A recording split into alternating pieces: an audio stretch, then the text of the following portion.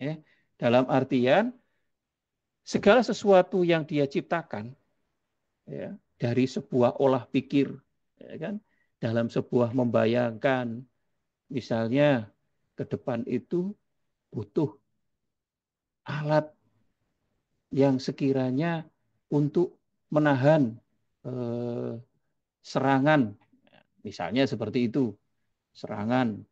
Ada kan orang yang berpikir seperti itu. Wow, makanya dibuat pelapis. Bagaimana cara pelapis? Bisanya perisai tidak bisa menyerang. Nah, ini kan sebuah karya. Dipakai apakah itu? Apakah dipakai dalam bentuk, kalau zaman dulu bentuknya adalah perisai atau yang dari besi, baja, aluminium dan lain sebagainya. Kalau sekarang, zaman sekarang kan bentuknya adalah yang tidak terlihat. Ya, kalau kita lihat seperti adanya yang buatan Israel itu dom, apa eh, itu kan sulit untuk ditembus. Nah, hal-hal itu terlihat atau tidak? Nah, itu kan salah satu bentuk kemampuan intelektual. Bisa nggak kira-kira itu dipakai di Indonesia misalnya, kalau ada yang meluncurkan sesuatu senjata-senjata terus kemudian bisa mental dengan sendirinya. Nah, ini kan kemampuan intelektual. Nah, itu harus mendapatkan perlindungan. Nah, ini perlindungannya itu dalam bentuk apresiasi itu, alat tersebut itu, yang kira-kira dia bisa dilindungi bahwa ini adalah untuk kemaslahatan. Ini adalah miliknya dia, ini adalah karyanya dia. Apabila nanti ada orang lain atau negara lain yang mengaku, maka tidak bisa. Ini sudah produk ini. Itu kalau kaitan dengan keamanan. Tapi kalau kaitan dengan banyak sekarang, misalnya karya seni seperti tari-tarian, kemudian pakaian, rumah, ya kan? Kita ketahui Indonesia ini sangat kompleks dan memang eh, cikal bakal Melayu itu adanya di Indonesia. Karena sejarah kalau kita melihat bahwa Melayu itu dari daerah Sumatera, misalnya di situ. Nah, dari situ kemudian menyebar kemana-mana, bahkan Melayu itu dianggap oleh Malaysia itu, ya Melayu itu kami. Makanya bahasa-bahasa kami bahasa Melayu.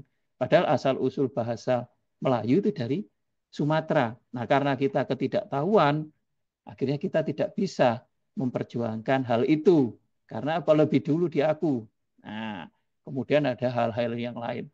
Maka untuk itu, negara kita, pemerintah telah memberikan aturan dengan harapan supaya produk-produk atau hasil karya dari orang maupun beberapa orang ataupun badan hukum itu bisa dihargai, ya, dan tidak bisa diklaim oleh orang lain, atau negara lain.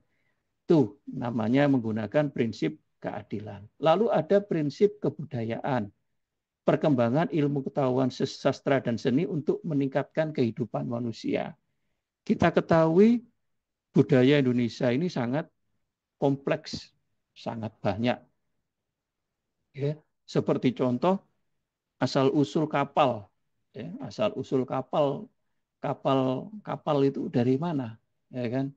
Kalau kita melihat sejarah yang ada, katanya Indonesia itu nenek moyangnya seorang pelaut. Nah, berarti pada waktu dulu sebelum orang melaut, pasti orang itu membuat kapalnya, ya. Dan yang terkenal dengan negara maritimnya ini sejak dari dulu, ya, di Nusantara ini yang punya daftar sejarah itu ada daerah Sulawesi, Jawa, Sumatera. Ini terkenal dengan daerah maritimnya, ya, Sulawesi di Indonesia Timur, bahkan wilayahnya itu seluruh Indonesia Timur. Berarti waktu itu kenapa kok bisa sampai ke Indonesia Timur, menguasai Indonesia Timur? Ini pasti ada kapalnya. Nah, itu kan kapalnya bentuknya budaya yang kemudian terkenal dengan kapal pinisi, kapal yang kemudian dijadikan rujukan KRI Dewa Ruci, ya. Ini kan salah satu bentuk budaya yang mempunyai ciri khas tersendiri. Ada kapal Jum Jawa, kapal besar yang bisa mengangkut berapa banyak orang, dan ini kan salah satu bentuk budaya. Tetapi hal itu dengan berkembangnya waktu hilang, ya. Karena kenapa? Karena hal itu tidak terkodifikasikan. hal itu tidak tercatat, ya kan? Makanya negara dalam hal ini pemerintah sudah memberikan aturan yang baku apabila ada kebudayaan-kebudayaan yang bisa untuk ditampilkan dan itu merupakan salah satu bentuk peninggalan budaya bangsa dan terus dikembangkan, maka itu harus entah itu dihak ciptakan, entah itu dipatenkan, entah itu nanti bentuknya dimerekkan dan lain sebagainya. Ya sekiranya itu produk budaya terus akan diberdayakan supaya tidak ditiru oleh negara lain, oleh bangsa lain. Kita ketahui produk bangsa kita ini ada kapal yang sekarang ini masih eksis, yaitu kapal pinisi yang ada di Sulawesi itu hampir digunakan di seluruh daerah dan kapal tersebut masih eksis dipakai oleh para orang-orang atau yang mampu, ya, bukan hanya membeli dari luar. Yang sekarang kita mungkin lihat boot, ya, terus kemudian kapal-kapal yang dari luar. Nah, kapal-kapal yang dari kayu seperti pinisi itu masih ada yang membuat.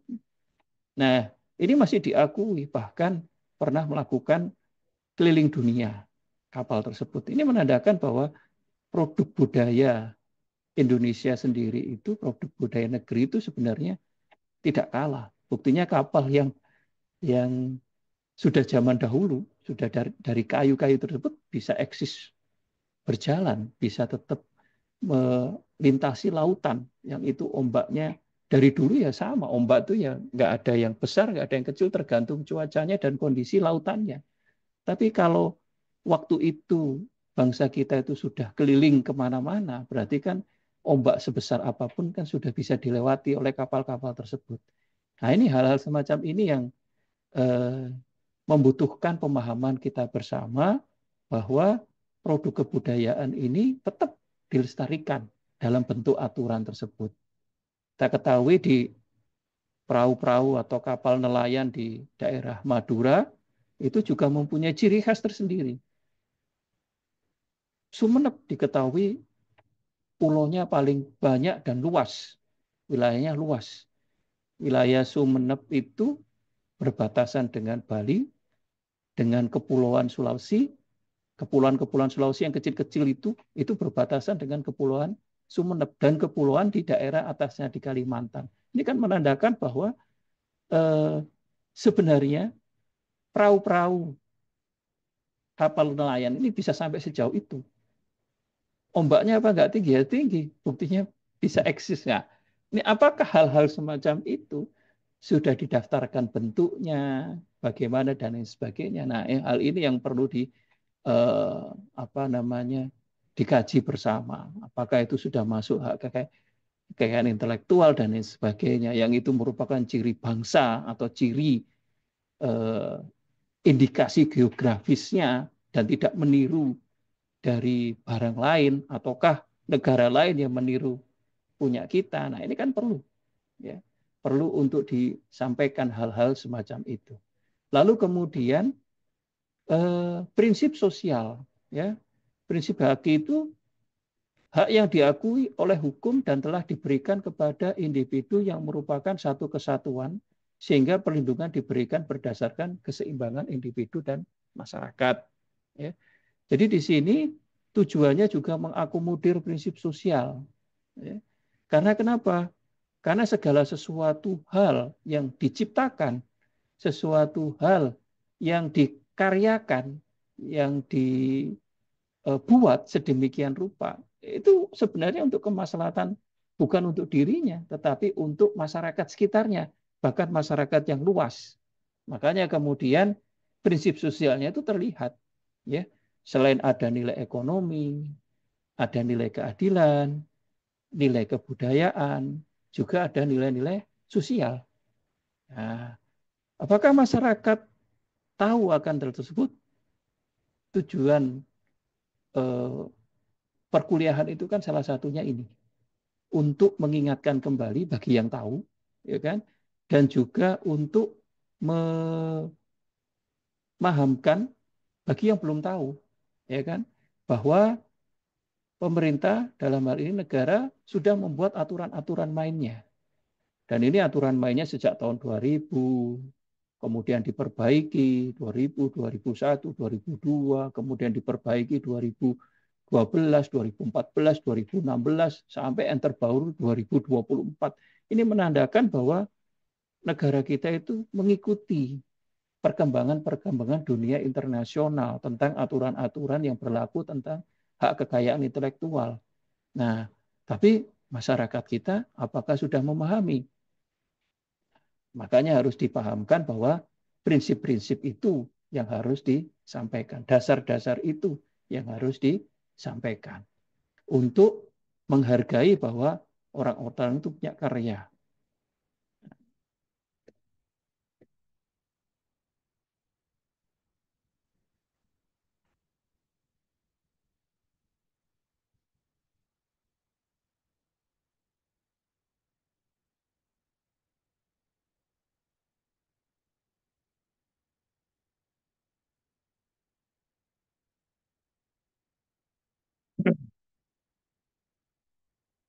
Lalu kemudian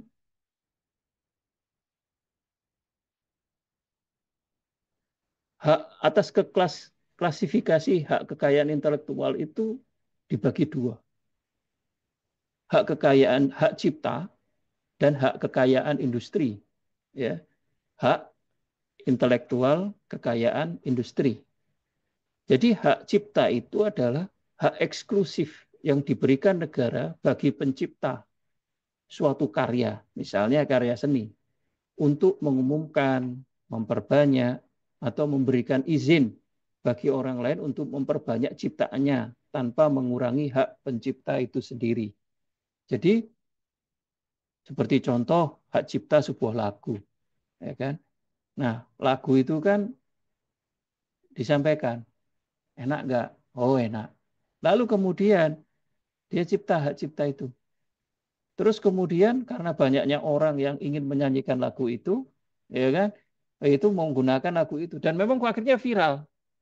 Tetapi hal itu harus ada izin kepada yang punya penciptanya. Apakah dia sudah izin belum untuk mendapatkan hak cipta tersebut? Ya. Nah, ini yang kadang-kadang menjadikan permasalahan di kalangan aparat penegak hukum, ya kan? Mesti kan lapornya kepada kepolisian, kepada penyidik. Nah, ini karya saya, Pak. Dia nggak bayar ini. Nah, dan sebagainya. Lalu kemudian, apakah itu bisa diselesaikan? Bisa. Makanya kemudian ada lembaga-lembaga yang bisa menyelesaikan hal itu. Tidak harus serta-merta ke kepolisian. Atau kepolisian sendiri menggunakan mediasinya. Karena diperkenankan. Dimediasi dulu, dihadapkan dulu kerugiannya berapa, untungnya berapa. Nah, itu dibicarakan di situ sehingga hal tersebut tidak sampai jauh ke tataran pengadilan. Bisa diselesaikan di tataran lebih awal. Nah, ini jadi sering muncul hal-hal semacam itu.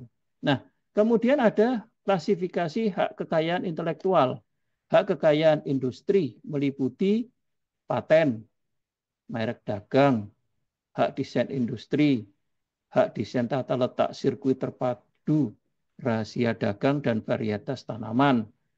Paten yaitu hak eksekutif yang bukan eksekutif, hak eksklusif. Hak eksklusif. Eksklusif yang diberikan negara bagi pencipta di bidang teknologi. Ya. Hak ini memiliki jangka waktu usia 20 tahun sejak dikeluarkan. Setelah itu habis masa berlakunya, ya, tidak bisa diperpanjang kecuali merek. Merek masih bisa diperpanjang. Hak cipta tidak bisa diperpanjang. Hak cipta ini 70 tahun. Jadi itu sepanjang yang menciptakan hidup meninggal 70 tahun. Kalau dia badan hukum sejak dikeluarkan 50 tahun. Itu kalau hak cipta. Nah, setelah itu tidak bisa diperpanjang karena periode tersebut kira-kira sudah nggak berlaku lagi. Zaman sudah berubah. Tapi kalau untuk paten itu juga sama 20 tahun, nggak bisa diperpanjang. Ya, setelah keluar habis masa berlakunya, patennya tidak bisa diperpanjang. Nah, kaitannya mesti apa? Teknologi. Ya, karena teknologi itu selalu berkembang dalam fase dua dasawarsa. HP yang dulunya itu manual, tidak ada kamera, tidak ada ini dan lain sebagainya. Ini sekarang sudah jadi satu. Dan sekarang tambah lebih bagus lagi, seperti komputer. Dan terus akan menjadi lebih bagus lagi. Nah, itu teknologi. Ya. Tapi itu berlakunya nggak lama. Kemudian nggak sampai 20 tahun, 10 tahun sudah ganti variasi yang baru. Itu salah satu bentuk teknologi. Merek dagang, hasil karya atau sekumpulan huruf, angka, atau gambar sebagai daya pembeda yang digunakan oleh individu atau badan hukum dari keluaran pihak lain. Ya, jadi dalam artian ini merek dagang itu ya seperti contoh mungkin kok hampir sama ya, gudang garam sama gudang baru. Nah, gudang garam sama gajah baru. Nah, ini hal-hal semacam itu kok bentuknya hampir sama. Tapi apakah itu sama? Beda, hurufnya beda, angkanya beda, gambarnya hampir sama tapi beda. Nah, ini jadi untuk membedakan itu makanya digunakan merek dagang. Apabila sama persis, nah ini yang tidak diperbolehkan. Apalagi kalau sudah dimerekkan. Ya. Kalau merek dagang ini 10 tahun, lebih sedikit lagi. Lalu kemudian, tetapi merek dagang bisa diperpanjang. Ya. Paten hak cipta itu pembayaran biaya cuma satu kali pada waktu mendaftarkan. Selanjutnya tidak ada. Paten ini setiap tahun bayar. Jadi sistemnya kayak STNK ya. Mungkin kalau di Samsat, nah ini sama dengan paten. Merek dagang sekali, tapi berlaku 10 tahun. Bisa diperpanjang. Lalu kemudian hak desain industri, yakni perlindungan terhadap kreasi dua atau tiga dimensi yang memiliki nilai estetis atau suatu rancangan dan spesifikasi suatu proses industri. Nah, desain industri ini adalah yang mungkin kalau kita bisa lihat bentuk-bentuk apa ya yang bisa dicontohkan di dalam bentuk apa namanya eh, gambar gambar dua dimensi, tiga dimensi dalam bentuk itu suatu bangunan, ya rancangan yang sekiranya itu bisa itu bentuk bentuk rancangan apa? Rancangan sebuah pengolahan eh, pengolahan misalnya seperti contoh desain industri pemotongan ayam, ya pemotongan ayam ada desain industrinya itu yang mulai dari kendaraan masuk, ayam berjalan, kemudian ayam ditaruh di atas kepalanya di bawah, kakinya ditandai, terus alat berjalan dicelupin, terus dipotong kepala ayamnya. Nah ini salah satu bentuk desain industri. Ya. Gambarnya itu, visualisasinya itu desain industri. Nah ini merupakan juga hak kekayaan intelektual. Ya. Hal itu kalau meniru, jelas-jelas ditiru, itu ada nilai ekonominya harus dibayarkan.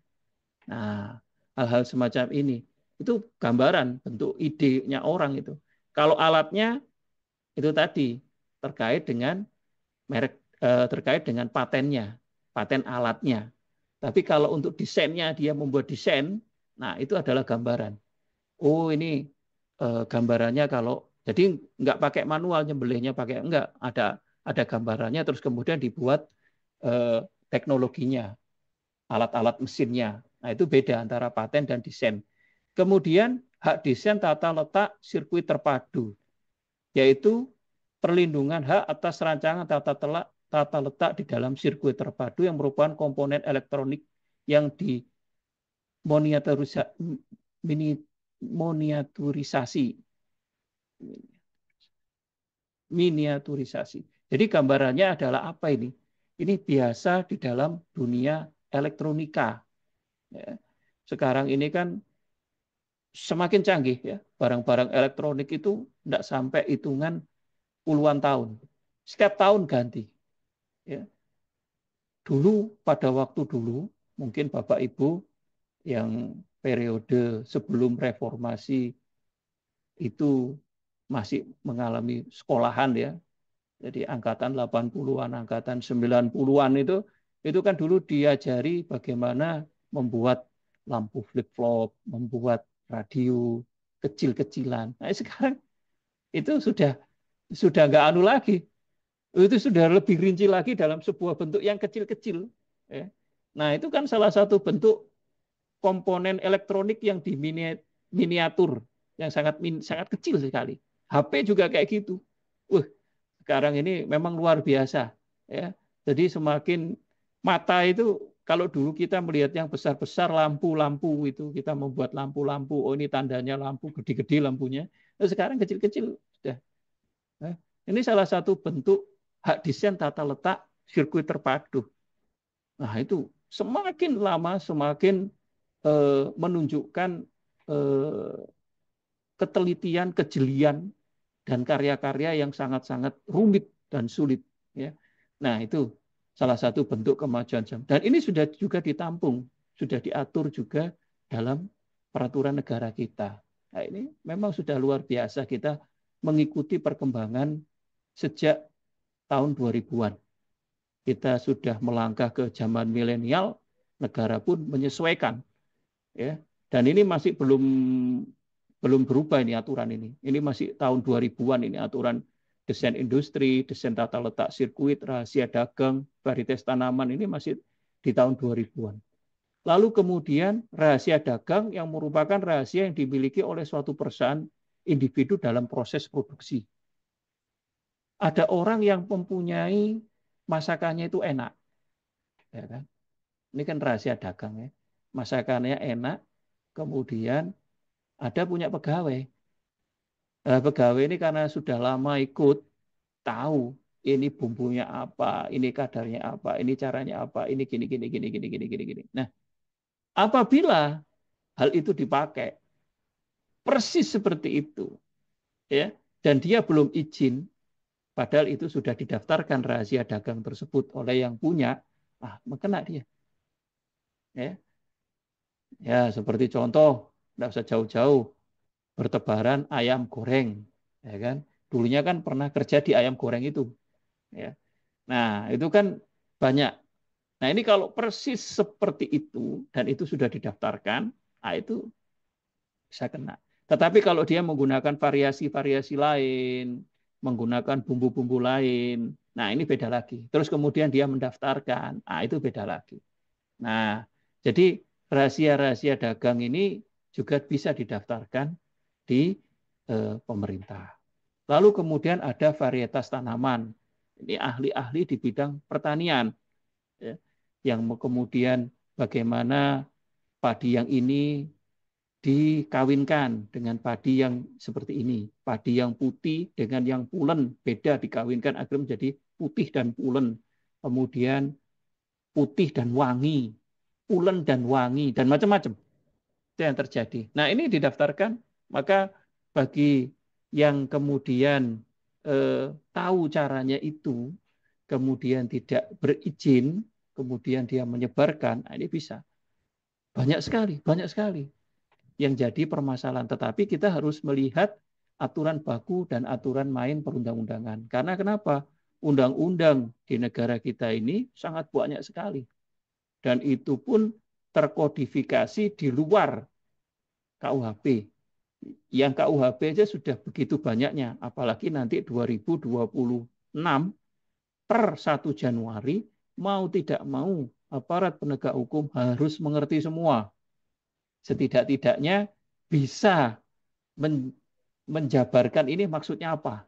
Karena sudah ada waktu 3 tahun untuk belajar dari 2023 di DOK, diresmikan, belum berlaku 2026 per Januari nanti berlaku.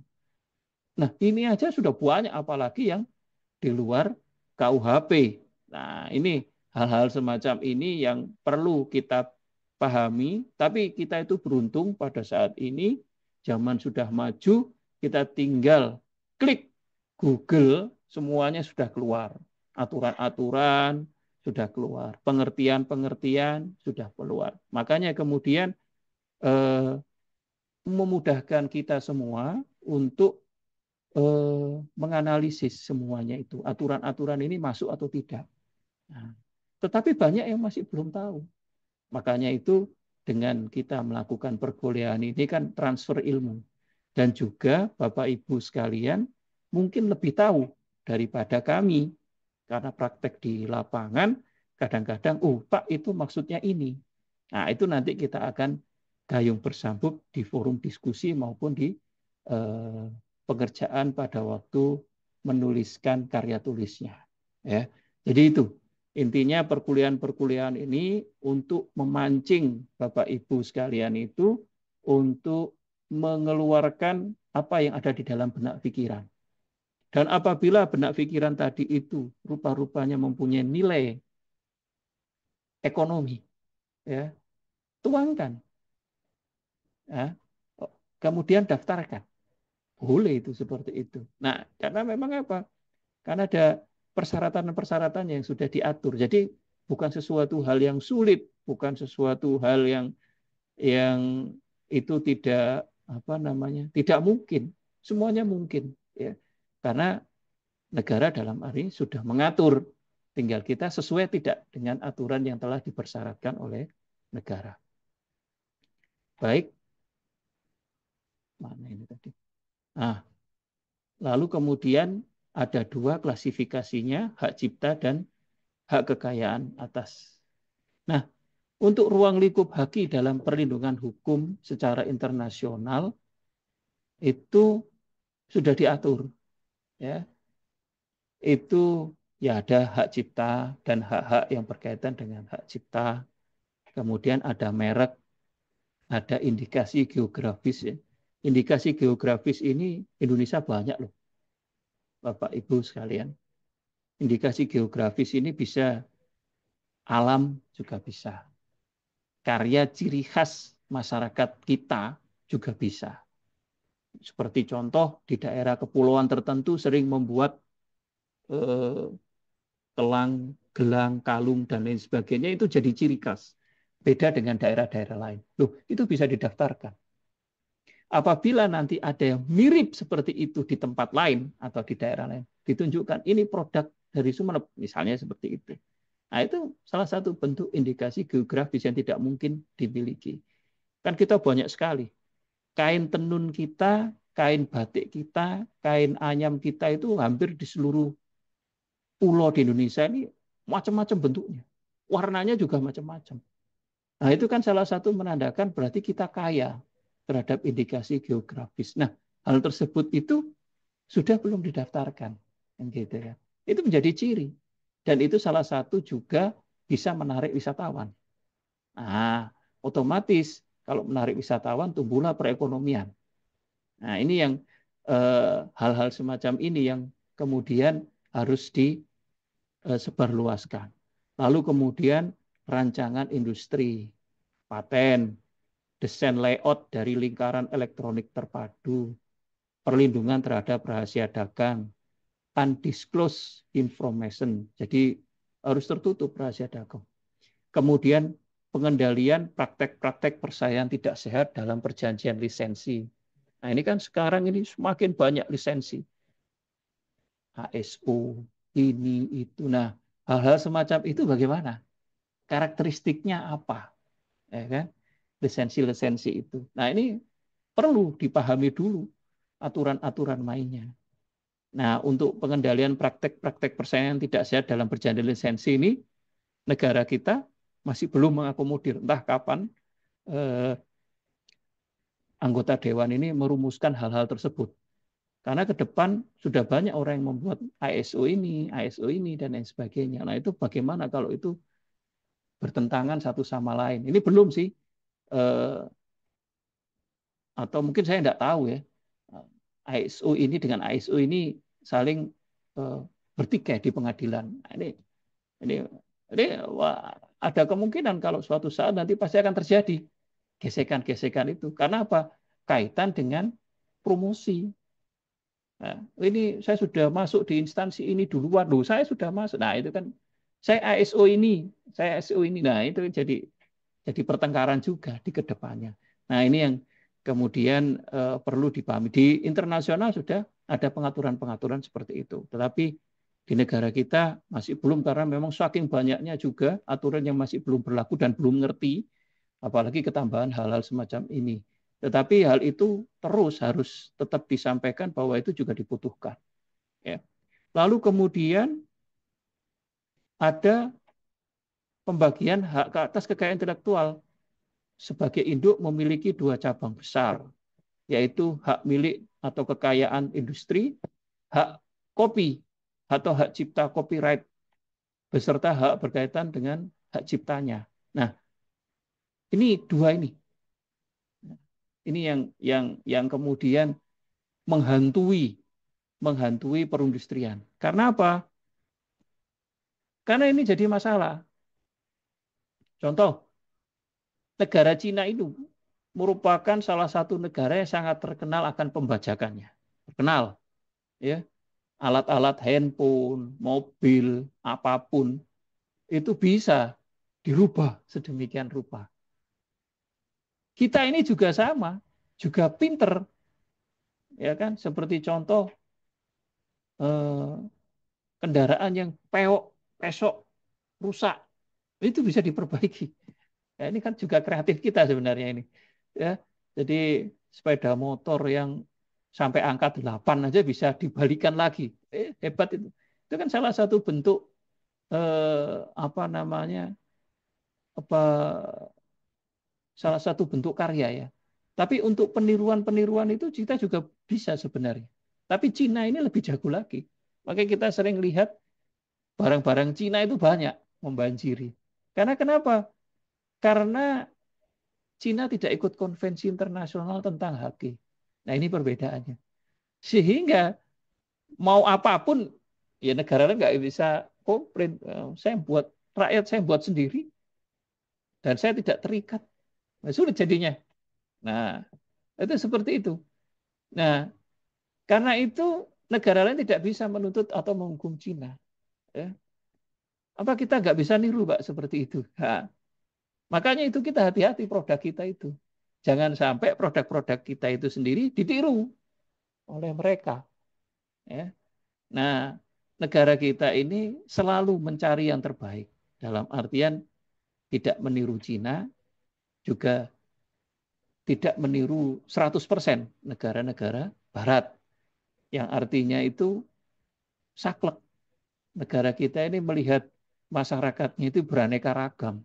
Dan dia hidup untuk meningkatkan perekonomian dengan cara itu. Kadang-kadang tidak tega juga. Ya. Jadi itu salah satu bentuk luwesnya peraturan kita. Karena kenapa? Karena bangsa kita sendiri itu ya masih timpangnya semakin jauh. Tetapi aturan-aturan sudah mulai digunakan. Kita mengikuti apa namanya konvensi HAKI meskipun belum jadi anggota. Jaga-jaga juga. Kalau nanti misalnya ada hal-hal semacam itu, wah kena, ya kan? Makanya kemudian masuk konvensi pun itu ikut tetapi tidak menandatangani semuanya atau tidak mengakomodir atau tidak meratifikasi semua ketentuan di dalam konvensi tersebut. Itu salah satu cara bahwa diplomat-diplomat kita, duta-duta besar kita yang ada di konvensi internasional itu benar-benar dipeseni oleh negara, oleh pemerintah. Dalam artian mana yang sekiranya kita ikuti, mana yang sekiranya kita tidak ikuti. Karena melihat negara ini bukan negara maju seperti pendidikannya dan lain sebagainya, sama, tidak. Banyak yang tidak tahu. Banyak yang masih nggak ngerti.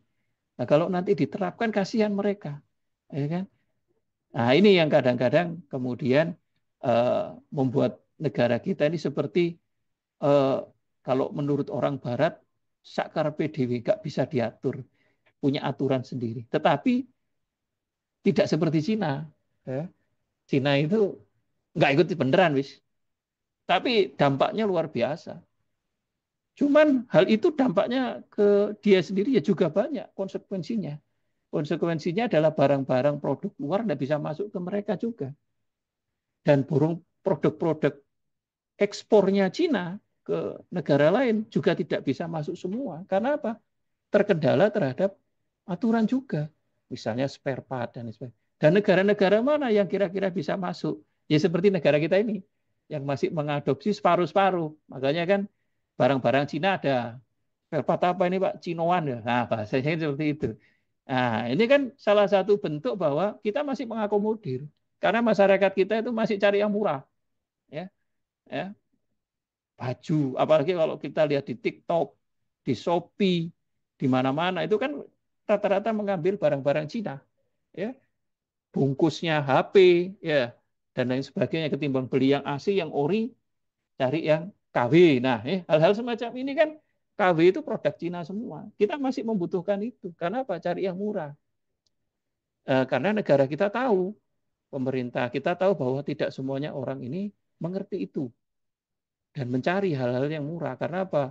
Pendapatannya berbeda-beda. Nah, itu salah satu bentuk apa namanya kebijaksanaan-kebijaksanaan yang sekiranya itu wajib disikapi. Makanya kemudian di pihak kepolisian ini, pihak penyidik diharapkan untuk lebih bisa menggunakan alternatif penyelesaian sengketa di luar pengadilan, ya, bentuk entah itu mediasi atau negosiasi atau bagaimana, itu diperbolehkan aja, tidak apa-apa itu. Ketimbang permasalahan itu dibawa kepada hal-hal yang kerana pengadilan yang akhirnya nanti menang atau kalah, yang berdampaknya juga salah satu tidak terima juga, ya kan? Hal-hal itu. Nah, itu kan lebih baik diselesaikan. Atau diselesaikan tidak sampai di kepolisian juga bagus juga memahami hal itu. Karena kenapa? Karena memang masyarakatnya belum siap. Ya, cuman ilmu ini harus disampaikan. Ya, hak atas kekayaan intelektual kepada orang-orang yang mempunyai keahlian-keahlian itu. Supaya hasil karya mereka itu nanti diakui dan dihargai. Karena kalau itu nggak mudir, nanti bangsa lain atau orang lain yang menggunakan itu kita nggak bisa menuntut, ya kan? Mungkin kalau sesama bangsa sendiri, orang anak bangsa sendiri, oke lah cari pekerjaan dia, cari pendapatan, mata pencarian, bisa dibicarakan lah. Tapi untuk negara lain nggak bisa, Pak, harus tegas, harus digugat, ya. Karena kenapa? Karena itu kalau negara lain mencontoh atau penduduk negara lain mencontoh, itu konsekuensinya di kita karena dampaknya besar, keuntungan bagi mereka besar. Ya. Banyak sekali barang-barang, nggak usah jauh-jauh, nggak usah jauh-jauh.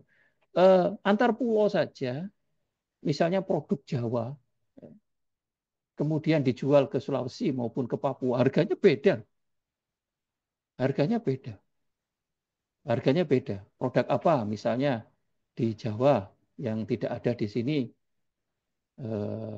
cuka misalnya seperti itu, atau sekiranya bentuk apa, makanan ringan, snack dan lain sebagainya. Nah, hal itu di tempat sini mahal. Karena apa? Tidak ada barangnya. Nah, apalagi di negara lain. Nah, apabila itu tidak didaftarkan, apabila itu tidak dihakikan, maka kerugian bagi dirinya kalau itu ditiru. Ya. Tapi kalau yang niru sekitarnya mungkin eh, seperti contoh rokok, rokok gudang garam, terus pernah kerja di gudang garam, terus tahu caranya membuat sausnya, kemudian dibuat sendiri lintingan, kemudian diperjualbelikan. Nah, ini kadang-kadang ya bisa diselesaikan lah dengan cara yang baik. Karena apa? Mungkin cari rezeki dia. Ya kan nggak begitu besar kan keuntungan dia. Yang penting dia bisa hidup dan lain sebagainya. Bisa. Tapi kalau itu dipakai untuk negara lain atau di daerah pulau lain, nah ini kan keuntungannya besar, ya, mahal. Ya. Rokok-rokok di Jawa itu di daerah pulau lain, mahal. Karena kenapa? Karena buat rokoknya sulit, caranya gimana? Nah, jadi kalau misalnya seandainya dipakai sausnya kayak gitu, terus buat pabriknya, kemudian dia bisa memainkan eh, kemasannya lebih bagus dan lain sebagainya, dan itu nyata-nyata tidak didaftarkan, ya, dia rugi. Nah, ini. hal-hal semacam ini yang harus dipahami itu. Tapi sekarang kalau pengusaha rokok sudah tahu hal itu. Tapi kalau untuk produk-produk lain, nah ini harus itu supaya tidak menimbulkan kerugian di kemudian hari. Mungkin 1 tahun, 2 tahun, 5 tahun, 10 tahun tidak terasa karena masih tahap pengembangan. Tapi 10 tahun ke depan, ya kan, produknya booming. Nah, sedangkan yang punya produknya kalah. Nah, ini kan rugi. Nah, itu faktor ekonominya di situ. Nah, dalam konvensi internasional tidak boleh bertentangan dengan tujuan negara. Salah satu tujuan negara Indonesia mencerdaskan kehidupan bangsa. Nah, salah satu bentuk sosialisasi, salah satu bentuk pengayaan atau pengingatan ya ini perkuliahan ini. Terus kemudian disampaikan di sekitarnya. Kalau menghadapi permasalahan juga bisa diselesaikannya. Ini kan salah satu bentuk mencerdaskan kehidupan bangsa dengan sesuai dengan tujuan negara. Nah, ini yang harus dipahami. Oleh karena itu, mendownload artikel, software, dan mengcopy atau menggadakan atau memperbanyak fotokopi buku-buku dan sebagainya untuk tujuan pendidikan tidak melanggar HAKI. Nah, ini yang membedakan. Karena kenapa? Banyak sekali. Kadang buku kita itu terbatas. Ya saya akui juga, buku kita terbatas, kemudian di internet begitu banyaknya. Ya, aplikasi, kemudian teori-teorinya, kemudian yang simpel-simpel itu muncul. Tapi karena niatnya ini digunakan untuk tujuan pendidikan, ini tidak melanggar HAKI. Karena kenapa? Sesuai dengan tujuan bangsa ini. Makanya kemudian ada slide, ada apa namanya, kita buat PPTS, pakai aja, dirubah-rubah silakan. Yang penting untuk tujuan pendidikan. Karya tulis saya sampai saat ini ya hanya sekedar seperti itu aja, tidak saya pernah daftarkan atau apa. Karena kenapa? Bisa dibaca. Ya. Mungkin yang mudah bisa dimengerti, kemudian bisa disampaikan, yaitu tujuannya di sana letaknya. Karena kenapa? Karena yang penting itu nyampe. Ya. Masyarakat bangsa ini nyampe, ilmunya itu nyampe. Tentang aturan-aturan ini kan, aturan itu kan bentuknya baku, Pak. Ya, dan begitu banyak, kita pasti malas buka undang-undang. Kalau nggak ada masalah, malas buka undang-undang. Makanya itu kadang-kadang dengan PPT ini kan simpel-simpel, gampang. Oh, nanti tinggal buka undang-undangnya. Kan gitu. Oh, lihat PPT ini, nanti tinggal buka undang-undangnya. Itu tujuannya sih seperti itu. Nah, hal-hal semacam ini yang kemudian dapat kita eh, apa? Dapat kita sampaikan ya. Nah, ini mengenai undang-undang ya. Undang-undang. Nah, ini rata-rata tahun 2000. Semuanya itu 2000. Cuman kecuali hak cipta, paten dan merek ini mengalami perubahan ya. Karena kenapa? Karena mengikuti perjaman. Sedangkan undang-undang yang masih belum berubah ya tentang varietas tanaman. Undang-Undang 29 tahun 2000. Undang-Undang nomor 30 tahun 2000 tentang rahasia dagang. Undang-Undang tentang desain industri 31 2000. Undang-Undang nomor 32 tahun 2000 desain tata grafis. Ini urut sebenarnya ini. Tapi kemudian berubah ya. 28 2014 tentang hak cipta. Ya. Ini sudah berlaku. Dalam artian ada perubahannya. Kenapa Pak perubahan? Perubahan itu di tataran jangka waktu kalau untuk hak cipta ini. Ya. Hak cipta ini ada perubahan karena jangka waktunya dan juga aturannya ada yang kurang pas. Kemudian ada perubahan itu. Jangka waktu yang sebelumnya 50 tahun setelah orang itu meninggal, undang-undang yang tahun 2014 70 tahun. Lama sekali. Terus kemudian ada tambahan badan hukum yang menggunakan hak cipta tersebut itu 50 tahun yang sebelumnya tidak ada ya di undang-undang tahun 2000. Kemudian Undang-Undang nomor 13 tahun 2016. Nah, paten ini yang sering berkali-kali melakukan perubahan. Yang kemudian perubahan yang terakhir Undang-Undang nomor 65 tahun 2024 tentang paten. Nah, lalu kemudian ada Undang-Undang Nomor 20 tahun 2016 tentang merek. Ya, ya ini terbaru menggantikan Undang-Undang Nomor tahun 2001, 15 tahun 2001 kalau nggak salah itu. Nah, jadi perubahan-perubahan ini mengikuti perkembangan zaman.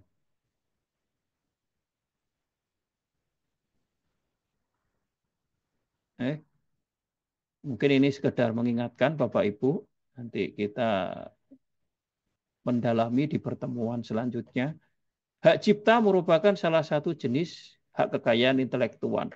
Namun, hak cipta berbeda secara mencolok dari hak kekayaan intelektual lainnya, seperti paten yang memberikan hak monopoli atas penggunaan invensi. Invensi itu adalah produk baru, ya, penemuan-penemuan baru. Itu kata invensi itu.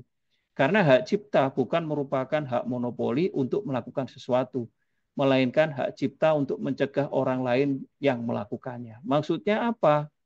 Maksudnya hak cipta ini lebih cenderung untuk dipergunakan memudahkan orang lain. Kayak tadi itu lagu, ya, cipta lagu, ya kan? Itu kan untuk didengarkan. Terus kemudian untuk apa namanya? Untuk diumumkan, untuk ada nilainya dan lain sebagainya. Nah, yang nggak boleh itu yang tanpa izin, itu yang nggak boleh. Makanya kemudian dalam artian di sini ini ada sebagian yang diperbolehkan, ada sebagian yang tidak diperbolehkan. Beda dengan hak paten. Hak paten itu monopoli, orang lain nggak boleh. Ya. Ini alat ini sudah saya patenkan. Kalau kamu buat alat itu persis dengan punya saya, oh saya tidak terima. Kamu harus dikenakan pemidanaan. Nah itu hak paten. Tapi kalau hak cipta masih boleh, boleh kok. Saya Pak, saya lihat tulisan Bapak membahas tentang ini cara prosedur ini. Boleh nggak Pak saya pakai? Boleh, silakan. Pak, ini untuk anu ya boleh lah, karena kan itu ada ekonominya, kasih ke saya. Nah itu jadi masih bisa diperbolehkannya tanpa harus langsung. Yang penting ada konfirmasinya. Beda dengan hak paten. Di Indonesia masalah hak cipta diatur dalam Undang-Undang Hak Cipta, yaitu yang berlaku saat ini. Undang-Undang Nomor 28 Tahun 2014 tentang hak cipta. Dalam undang-undang tersebut, pengertian hak cipta adalah hak eksklusif pencipta yang timbul secara otomatis berdasarkan prinsip deklaratif setelah suatu ciptaan diwujudkan dalam bentuk nyata tanpa mengurangi pembatasan sesuai dengan ketentuan peraturan perundang-undangan yang berlaku. Ya. Jadi apa itu? Ya dia menyampaikan, Pak saya punya alat, metode, cara bagaimana supaya barang-barang, bentar ya,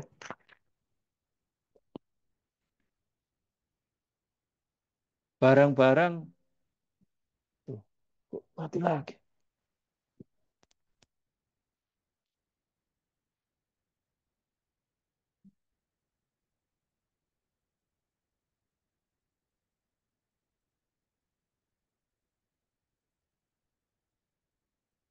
Barang-barang yang bisa dites secara halal apa tidak ini apa indikatornya? Nah itu. Wah ini perlu dikembangkan Pak, karena di daerah saya belum ada. Boleh nggak izin saya untuk mengembangkan di daerah saya menggunakan? Oh boleh, boleh. Nanti hitung-hitungannya gini ya. Nah itu salah satu bentuk eh, hak cipta. Karena dia sudah mendeklir, menyampaikan bahwa saya punya cara, metode untuk bagaimana mendeteksi apakah alat semprotan air freshener ini halal apa tidak. Terus kemudian cara menguji sikat gigi ini halal apa tidak. Nah, misalnya kan seperti itu. Ada alatnya dia punya metodenya, punya caranya, dan itu sudah dideklir. Nah, itu bisa. Ya. Nah, hal-hal semacam ini yang kemudian ada nilai-nilai ekonomisnya dan perlu perizinan. Itu salah satu. Selain lagu ya, karena lagu itu sangat mudah menilai bahwa oh ini yang menciptakan Ahmad Dhani. Maka kalau orang menyanyikan itu ya ngomong dulu ke Ahmad Dhani, boleh nggak saya nyanyikan? Kalau memang saya nggak boleh, ya ya berarti berapa persen lah saya dikasih. Nah, maksudnya seperti itu, ya.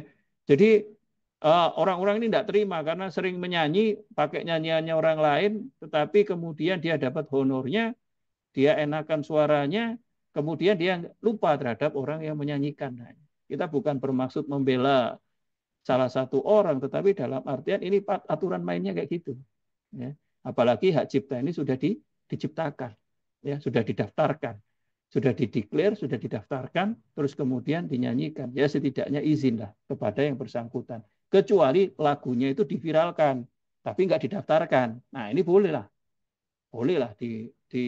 dinyanyikan oleh siapapun, karena tidak dalam artian tidak didaftarkan, hanya dideklir, oh ini penyanyinya punya saya, tapi saya nggak daftarkan, silahkan mau dinyanyikan. Dan itu dari dulu pun sudah seperti itu. Makanya lagu-lagu zaman dahulu itu dipakai oleh siapapun orangnya nggak komplain. Karena kenapa? Karena memang ya dia niatnya mendeklir, ya kan? Lagu-lagu no name, ya, lagu-lagu NN tidak ada yang punya itu, tapi sering didengar untuk menyanyikan ke anak-anak kecil dan lain sebagainya. Tidak ada dia minta royalti sampai saat itu. Nah, itulah yang membedakan. Apakah lagu tadi dideklar atau tidak? Tapi bisa nggak diselesaikan? Bisa. Wong intinya adalah itu masih dimungkinkan peraturan perundang-undangan ini tidak semonopoli hak paten. Kalau hak paten ini sudah ada monopolinya, ya, apabila menggunakan persis hal itu, ya mohon maaf ini tidak bisa diselesaikan kecuali yang bersangkutan sendiri mau tidak melaporkan dan lain sebagainya. Tapi kalau sudah melaporkan beda lagi urusannya. Nah, karena memang negara sudah mengatur kalau hak paten itu ada monopoli dari penciptanya. Ya. Tapi kalau hak cipta ini masih dimungkinkan bisa diselesaikan. Ya. Masalah penciplakan atau pembajakan memang tak pernah selesai, menjadi sangat rumit ketika semuanya berkaitan dengan uang atau meja hijau. Contoh kecil adalah misalnya jika saya menyanyikan lagu yang diciptakan oleh band-band terkenal atau penyanyi terkenal di sebuah panggung dan penonton membayar saya. Saya bisa dikatakan menjiplak dan mengambil keuntungan. Kondisi ini jelas terjadi di mana-mana. Banyak grup musik meniti karir dari pub ke pub atau kafe ke kafe, menarik uang dengan menjiplak karya orang lain. Ini yang harus digarisbawahi. Ada aturan main dalam hak cipta itu. Jangan kemudian sehendak hatinya.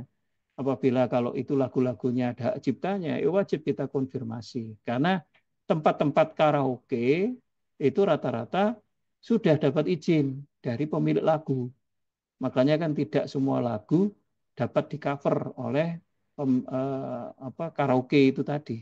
Makanya karaoke itu harganya mahal. Karena kenapa? Karena ya ada pembayaran-pembayaran royalti kepada pemilik lagu, ya, ada pencipta lagu. Nah ini yang harus dipahami. Eh, Istilahnya bolehlah kita itu menyanyikan kalau seandainya tidak ada tendensi ekonomi. Kita bukan penyanyi, hanya penyanyi biasa gitu, nyanyi. Kita boleh-boleh aja, nggak ada nilai ekonomi. Misalnya kita nyanyi sesuatu di panggung nggak dapat apa-apa, di hadapan Ahmad Dhani ya tinggal ngomong, Mak. Dhani saya nyanyikan lagunya, lagu Dewa, tapi saya nggak dapat uang loh ya. Nah, saya nggak perlu bayar. Nah itu beda lagi. Ya. Yang di yang dianggap itu adalah yang dia punya nilai ekonomi. Dia disewa, dia menyanyikan lagu yang itu bukan karyanya dia, ya dia dapat duit di situ. Ya seharusnya dia tahu dong bahwa kalau nggak ada dia yang menciptakan lagu kan nggak bisa dinyanyikan itu. Nah itu yang harus digarisbawahi. Tapi itu bisa diselesaikan tanpa harus ke jalur ranah hukum. Ya. Bahkan jika penampilan karya dalam bentuk gubahan tetap dikatakan menjiplak karena itu bersifat karya turunan. Ya. Nah, ruang lingkup hak cipta, ya, ruang lingkup hak cipta ini ada hak moral dan hak ekonomi, ya kan? Yang hak moral itu lagu Bengawan Solo siapa yang ciptakan, Saya, wah, padahal itu yang ciptakan gesang. Itu tidak boleh. Hak moral. Ya. Kita harus mengakui yang ciptakan siapa. Oh, Ibu Sud, lagu Tanah Airku, misalnya seperti itu, dinyanyikan seperti itu. Tetap harus disebutkan, itu lagunya dari ciptaan Ibu Sud. Misalnya seperti itu. Nah, hal-hal semacam ini yang harus, hak moral ini yang harus dijaga. Kita harus menyampaikan itu. Seperti kita membuat karya tulis. Kita selalu mengambil tulisan orang, itu harus dituliskan dari siapa, namanya siapa, footnote-nya itu siapa. Nah, kalau sudah kita tuliskan, pasti tulisan karya tulis kita itu tidak dikatakan jiplak. Karena sekarang ini by internet itu browsernya luar biasa. Jadi siapa dulu yang sudah mengupload ke Microsoft atau mengupload ke Google atau mengupload itu sudah otomatis. Kalau kita menulis sesuatu yang meniru, menjiplak karya tulis orang lain, itu sudah. Terus gimana Pak supaya nggak kena jiplakan? Bahasanya diganti, kata-katanya diganti, ya, dikit-dikit diganti apa supaya hal itu memenuhi kriteria bahwa kita nggak jiplak. Karena sekarang ini tulisan kan begitu banyak dan itu termemori semua di Google ya. Jadi termemori semua di Google, termemori semua di Yahoo, termemori semua, di internet itu termemori semua itu masuk itu. Jadi tulisan-tulisan itu kalau kita menulis kadang-kadang kenapa kok ada kena plagiasi gitu kan? Itu karena hampir sama, karena banyak sekian tulisan. Bagaimana caranya Pak? Ya kita pakai bahasa kita. Itu pasti nggak akan kena jiplak. Ya. Jadi hal-hal tertentu. Tapi Pak, saya ini hampir semuanya saya menggunakan tulisan orang lain. Tuliskan di footnote-nya. Oh ini paragraf ini sesuai dengan kata-kata orang ini. Tuliskan itu. Boleh, boleh.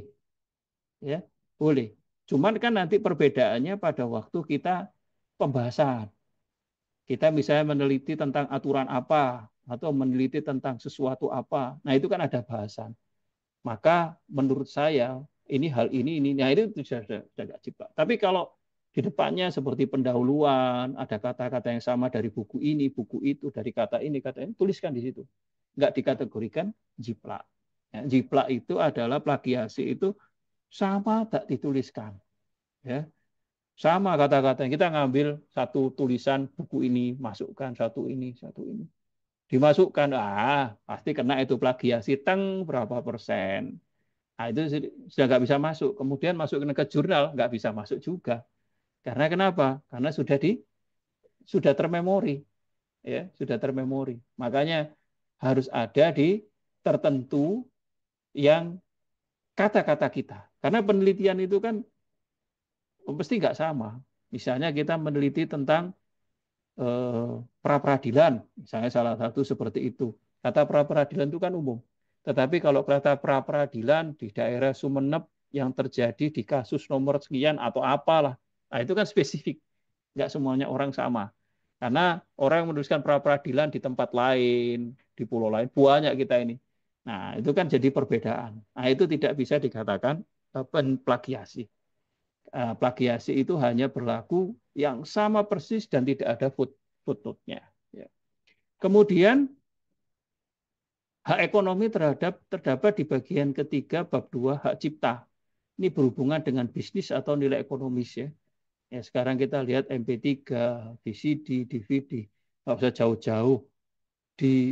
Kita melihat film-film di bioskop aja kita bisa lihat apa gitu, layar kaca apa gitu kan.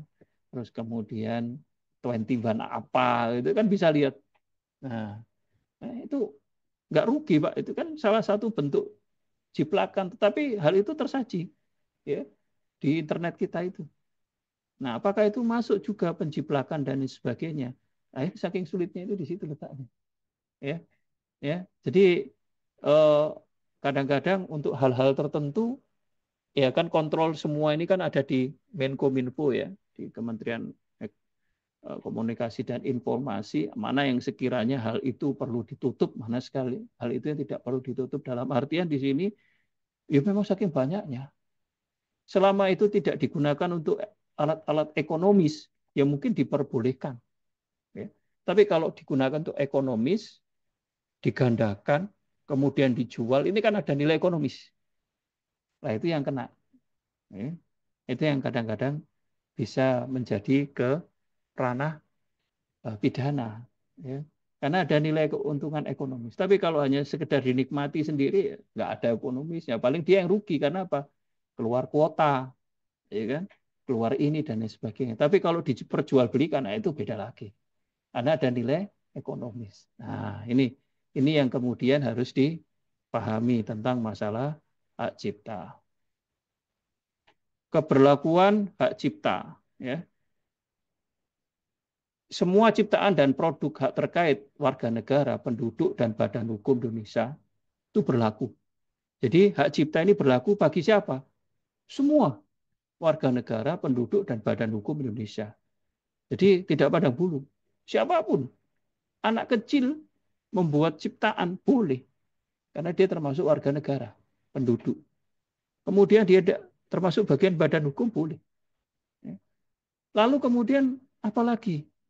Semua ciptaan dan produk hak terkait bukan warga negara, bukan penduduk, dan bukan badan hukum Indonesia yang untuk pertama kalinya dilakukan pengumuman di Indonesia. Misal, ada seorang bule, ya, dia menciptakan produknya di Bali, atau dia menciptakan produknya di Sumeneb, misalnya seperti itu. Diperbolehkan oleh aturan negara kita, karena ruang lingkup hak cipta. Tapi dia harus declare pertama kali di Indonesia. Nggak boleh dia declare di luar negeri, kemudian declare lagi di Indonesia, terus kemudian didaftarkan hak ciptanya, nggak boleh. Jadi declare pertama kali di Indonesia. Ini untuk hak cipta ya. Nah itu diperbolehkan. Meskipun itu orang bule, bukan warga negara. Nah itu salah satu bentuk pengakomodir dari peraturan perundang-undangan kita. Untuk apa sih sebenarnya itu? Supaya hak cipta semuanya orang yang ada di dalam Indonesia, meskipun itu orang dalam, maksudnya warga negara maupun di luar warga negara, selama dia menghasilkan karya di Indonesia, itu ditampilkan. Itu tujuannya apa? Indonesia ini sangat terbuka,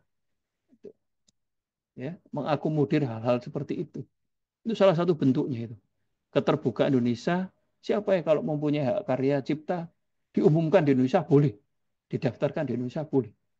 Nanti kami akan catatkan di lembaga negara. Karena dia setiap hak cipta itu kan yang tempat mendaftarkan dengan Menteri Hukum, ya kan? Menteri Hukum. Sekarang Menteri Hukum, ya kan? Nah di situ yang kemudian mencatatkan, terus kemudian menjadikan di lembaga negara. Yang ketiga, ruang lingkup juga keberlakuannya semua ciptaan dan atau produk hak terkait pengguna ciptaan dan atau produk hak terkait bukan warga negara Indonesia, bukan penduduk Indonesia, dan bukan badan hukum Indonesia dengan ketentuan negaranya mempunyai perjanjian bilateral dengan negara Republik Indonesia mengenai perlindungan hak cipta dan hak terkait. Negaranya dan negara Republik Indonesia merupakan pihak atau peserta dalam perjanjian multilateral yang sama mengenai perlindungan hak cipta dan hak terkait. Nah ini boleh, ya. Mau ciptaannya didaftarkan di Indonesia boleh, asalkan ada perjanjian bilateral, ya, bilateral. Terus kemudian misalnya apa? Kaitan sama dengan perjanjian multilateral. Misalnya seperti sama Indonesia masuk dalam BRICS, Indonesia masuk di dalam konferensi non-blok. Ini kan salah satu bentuk perjanjian multilateral, ya kan?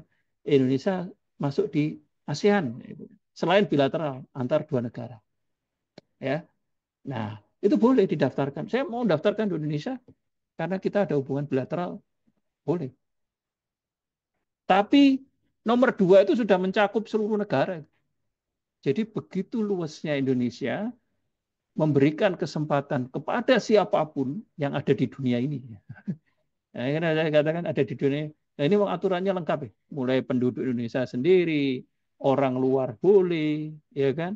Terus kemudian yang ada kaitan dengan perjanjian boleh, ada konvensi boleh. Nah, ini kan menandakan bahwa kita ini sangat terbuka. Siapa yang mau mendaftarkan hak cipta, mendeklir hak ciptanya di Indonesia, silakan. Tapi deklirnya di Indonesia ya. Kalau misalnya deklirnya produknya tidak di Indonesia, Pak, meskipun warga negara kita di Belanda misalnya seperti itu, deklirnya di sana, tapi nggak didaftarkan di sini, tetap aja nggak diakui. Ya kan? Yang utama adalah mendaftarkan di Kementerian Hukum, gitu. Ya. Kalau dulu Kementerian Hukum dan HAM, sekarang Kementerian Hukum. Nah, itu. Nanti juga akan diverifikasi persyaratannya apakah sudah memenuhi syarat atau tidak. Kalau boleh, silahkan. Tidak pandang bulu, mau warga negara, mau di luar bukan warga negara, diperbolehkan. Mau badan hukum di luar, boleh, silahkan. Nah, itu salah satu bentuk keterbukaan negara kita untuk penghargaan setiap hak cipta bagi siapapun manusia di dunia ini. Ya, jangka waktu perlindungan hak cipta adalah selama hidup pencipta. Ya. Yang penting orang itu tetap hidup, itu terus berlangsung. Dia menciptakan usia 25 tahun. Dia meninggalnya usia 95 tahun. Itu hidup. Berarti berapa tahun itu? 70 tahun misalnya. Terus kemudian meninggal 70 tahun kemudian. Nah, bayangkan itu. 140 tahun. Ya. Itu hak cipta. Ya. Lamanya. Ya. Makanya kemudian Bapak tahu ada eh, eh, Yayasan Habibie, ya kan? Habibie Foundation. Nah, itu kan hampir seluruh karya beliau, mulai dari hak cipta, paten, merek, belum mati-mati karyanya beliau itu. Makanya beliau diem tuh, uang datang. Tidak bisa habis uangnya. Karena memang eh, beliau sangat ini. Jadi anak keturunannya itu tidak habis. Uang itu tidak habis-habis sebenarnya. Karena kenapa? Pak Habibie ini sangat banyak. Hak ciptanya banyak, patennya ada, mereknya ada, dan kualitasnya kualitas internasional. Ya. Nah, kan mas banyak itu. Bisa dibayangkan itu royaltinya berapa banyak itu. Apalagi kalau menggunakan USD, menggunakan euro, ya, menggunakan mata uang yang lain itu, waduh, banyak sekali.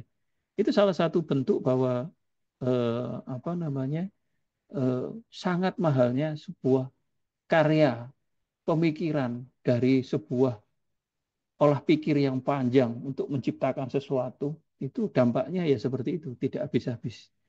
Ya. Nah itu gambarannya. Dan yayasan atau foundationnya Habibie ini bermanfaat terus. Ada kegiatan apa, selalu ada. Kegiatan apa, selalu ada. Yang terus membiayai kebutuhan-kebutuhan yang sekiranya kaitan dengan sosial. Nah, ini salah satu bentuk eh, amal dari yang tidak pernah putus-putus, yaitu ilmu yang bermanfaat itu maknanya itu. Nah, dari ilmunya beliau itu selain bisa dinikmati oleh banyak orang, juga hasil ekonomisnya dinikmati oleh banyak orang. Bukan hanya keluarganya, tetapi masyarakat banyak. Nah, ini salah satu bentuk uh, apa namanya sebuah karya dari olah pikir tadi itu.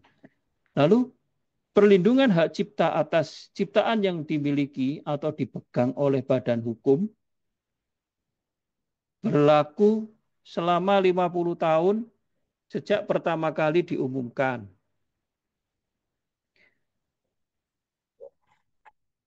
Ya. Jadi jangka waktu perlindungan hak cipta itu selain 70 tahun itu jadi untuk badan hukum. Jadi badan hukum ini ada yang membuat itu terus kemudian eh, hal tersebut itu di apa namanya? Hal tersebut itu akhirnya di apa itu namanya?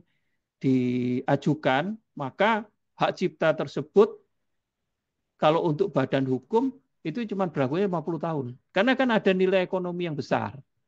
Itu yang membedakan. Beda dengan perseorangan orang ya kan. Orang itu cuman 70 tahun ya.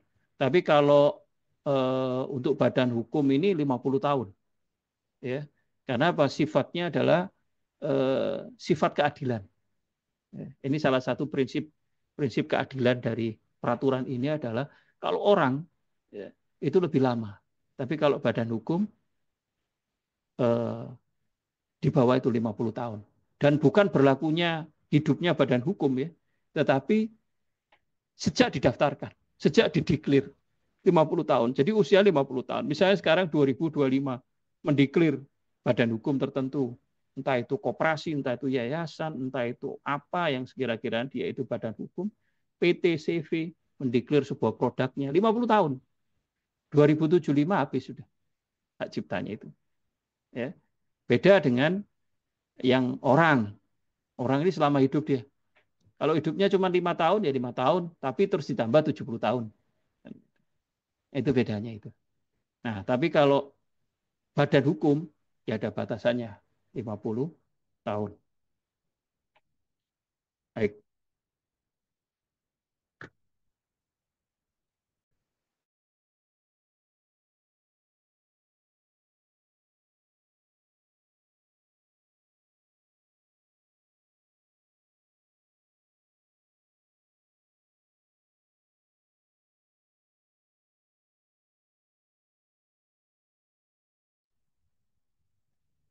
Baik. Masih ada waktu, mungkin kita selesaikan jam 10 di sana, di sini jam 11. Ada waktu 5 menit untuk selanjutnya kita nanti bahas paten, merek, indikasi geografis, desain industri, dan lain sebagainya. Ya, mungkin ada yang mau kita diskusikan? Ada pertanyaan? Eh, Pak, mau tanya Pak, Iya, eh, apakah si pencipta sepeninggalnya itu hasil ciptaannya itu bisa diwariskan, Bapak? iya. Nah, itu pertanyaan yang bagus ya, Bapak. Memang itu bisa diwariskan, ya, bisa diwariskan hak cipta tersebut. Misalnya orang tersebut itu tidak mempunyai badan hukum, maka kemudian dia itu menyampaikan surat kepada eh, Kementerian Hukum bahwa usia saya habis, maka kemudian dia mendaftarkan bahwa nanti kalau saya meninggal ini anak-anak saya, disampaikan tertulis ya dengan kualifikasi bukti-bukti yang ada keturunannya dan lain sebagainya itu. Nah, itulah yang kemudian menjadi dasar bahwa itu bisa diwariskan. Jadi nggak ke orang lain, ke keluarganya. Tetapi pemerintah wajib dikasih tahu karena itu sebagai administrasi. Nah, kalau nggak dikasih tahu, dari mana perlindungannya letaknya? Ya, ya. Jadi ahli warisnya itu dari mana dia mendapatkan itu kalau tidak diberitahukan. Sehingga kalau misalnya ada gugatan, misalnya mempermasalahkan ahli waris, itu bukan ahli warisnya, Pak. Sulit pemerintah dalam membantu itu karena kenapa? Tidak didaftarkan. Nah, makanya itu wajib didaftarkan. Nah, biasanya ini pada waktu pendaftaran hak cipta itu juga dilampirkan ke keluarganya. Ya, keluarganya ini kakaknya siapa saja. Nah, itu biasanya sudah ada didata di pemerintah. Itu yang biasa seperti itu notaris-notaris itu sudah tahu, ya. Notaris-notaris yang menguruskan untuk saya mengajukan hak cipta, Pak. Nah, itu. Atau ada yang menggunakan badan hukum, membuat badan hukum foundation yang isinya itu orang-orang itu. Misalnya bapaknya penciptanya selaku komisaris, terus kemudian ibunya, istrinya itu direktur, anak-anaknya sebagai apa. Nah, itu foundation. Itu yang terjadi di Habibie Foundation itu seperti itu. Jadi anak-anaknya Pak Ilham dan lain sebagainya itu ada itu dalam struktur itu. Sehingga akhirnya itu uang masuk ya digunakan untuk maslahat. Karena memang pesannya bapaknya seperti itu. Lawang dari yang lain banyak. Ya. Dari pendapatan yang lain banyak itu. Pesawat-pesawatnya beliau itu berapa rangkaian itu miliknya beliau itu royaltinya. Itu yang mahal-mahal. Belum yang hak cipta karya tulis beliau. Yang sekiranya itu metode apa, ini apa. Banyak sekali.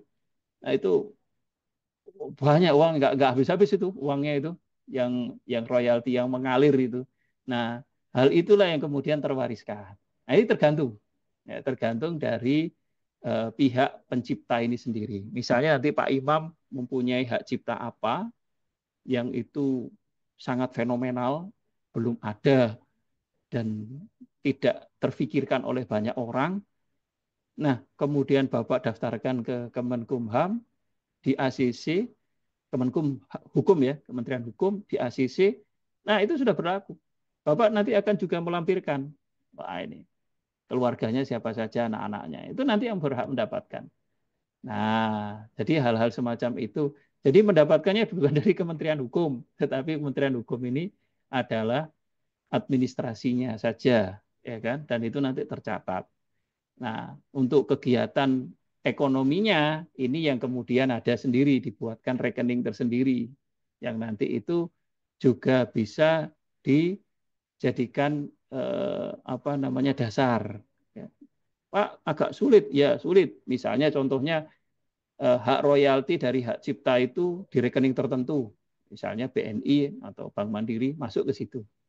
Setiap orang diatur berkomunikasi masuk ke situ. Tapi kemudian dia meninggal, ya kan?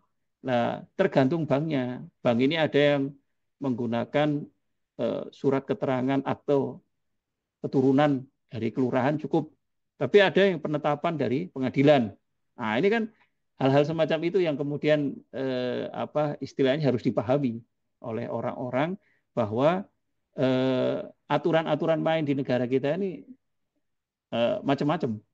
Makanya kemudian perbankan ini pakai yang mana? Oh, nggak bisa Pak, kami dari pengadilan, kami harus minta dari penetapan pengadilan. Ya sudah, kita ngajukan permohonan pengadilan. Apalagi sekarang ini metode permohonan-permohonan seperti itu sudah diberikan kemudahan dengan cepat. Ya, ada berhubungan dengan Dispenduk Capil, ada berhubungan dengan kalau misalnya kaitan dengan nama, ada berhubungan dengan apa itu BPN, ada berhubungan dengan. Nah ini kan sudah lembaga-lembaga itu untuk masyarakat publik kan sekarang ini sudah mulai bagus ya komunikasi dan interaksinya untuk memudahkan masyarakat.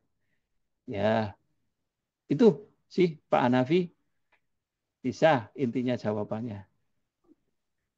Terima kasih, Pak. Nah, Walaupun masuk dalam tanda petik pewarisannya itu atau penghibaannya tanpa harus menunggu sepeninggalnya dari si pencipta itu sendiri ya, Pak ya. ya harus meninggal dulu ya Meninggal dulu. harus meninggal dulu. Yang penciptanya kan itu sampai hidup ya, yang menciptanya ini ya sampai hidup dulu. Jadi itu haknya dia. Tapi kalau dia membuat rekening nanti hak cipta ini saya namakan ke atas nama anak ini gitu kan, misalnya seperti itu. Yang Maksudnya dapat dia begitu. misalnya ya dia punya anak satu-satunya ya misalnya. Terus kemudian bapaknya membuatkan rekening atas nama dia. Terus kemudian setiap ada royalti dari hak ciptanya ini disuruh ngirim ke rekening ini. Jadi kan nggak nunggu bapaknya meninggal toh. Ya, Pak. Terus kemudian tiba-tiba bapaknya meninggal terus berjalan ya dihitung itu per meninggalnya itu. Tapi anaknya ini tetap harus melaporkan kepada Kementerian Hukum supaya apa? Tercatat dan tidak dianggap sebagai eh, apa ya pemberian keterangan yang palsu yang tidak benar kan gitu kan. Nah, itu sebenarnya pencatatan-pencatatan seperti itu untuk memudahkan masyarakat itu sendiri sebenarnya. Dan saya kira 70 tahun itu lama, Pak. Kita usianya nggak sampai 70 tahun itu. Kadang-kadang sih seperti itu kan. Jadi anak kita itu bisa sampai cucu itu hak cipta itu. Ini luar biasa.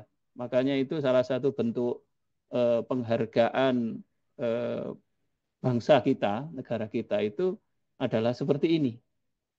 Dan banyak sekali Mas Ian yang kita bisa ciptakan yang sebenarnya nanti kita bisa daftarkan tapi memenuhi persyaratan ya. Itu banyak sekali. Nah, ini aja yang kita masih belum terbuka ya. Maksudnya belum terbuka bahwa itu adalah kesempatan. Kesempatan ke depan itu masih masih terbentang luas gitu ya. Apalagi di daerah-daerah itu kan sebenarnya banyak sekali ide-ide kalau kita bisa kembangkan ya banyak sekali karya-karya yang kadang itu tidak ter tidak tertulis tidak terdesain dengan bagus lah kita bisa membuat desainnya memenuhi hak cipta itu sudah dapat tambahan pendapatan di luar gaji kita per bulan itu Pak. Nah hal-hal semacam itu yang harus kita uh, perhatikan ya. Nah ini Itu Pak Imam. Iya Pak, terima kasih Bapak. Ya, mungkin ada lagi eh, Bapak Ibu sekalian yang mau dipertanyakan tentang masalah eh, hak atas kekayaan intelektual yang saat ini masih hak cipta.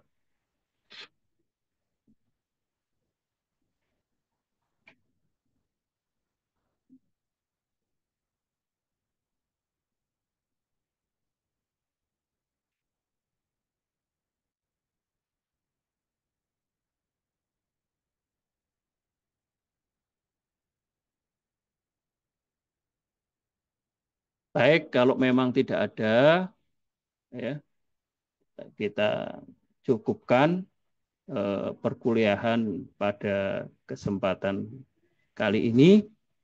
Dan ini sudah fix Pak Ahmad Zahrudin. Pak Ahmad Zahrudin. Siap Bapak.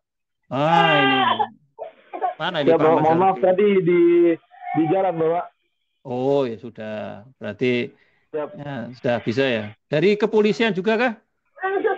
Siap, betul Bapak. Oh ya sudah, baik kalau begitu. Tadi Siap. sempat Terima kasih dengarkan Bapak. kontrak kontrak saya tadi, sempat dengarkan. Siap.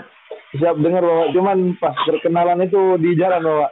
Oh ya, jadi Siap. saya ulangi lagi bahwa kontrak saya Siap Bapak. kepada Bapak Ibu sekalian, apabila Bapak Ibu aktif di dalam perkuliahan ini, meskipun itu hanya sekedar mendengarkan karena tugas macam-macam kan, kita kan apalagi pelayan publik ini kan tugasnya banyak ya. Kadang pada waktu perkuliahan ada tugas, yang penting hadir di Zoom ini.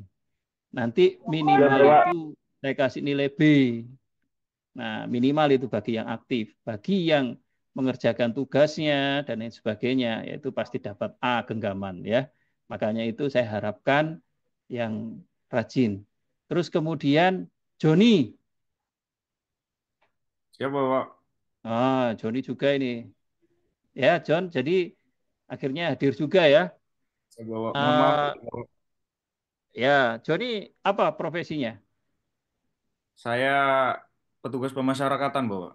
Oh, dari lapas. Nah, ya, seperti yang saya sampaikan itu, ya, ya kan bisa saja dalam kondisi tugas ya, ya, di lapas dan lain sebagainya. Dengarkan aja enggak apa-apa, ya.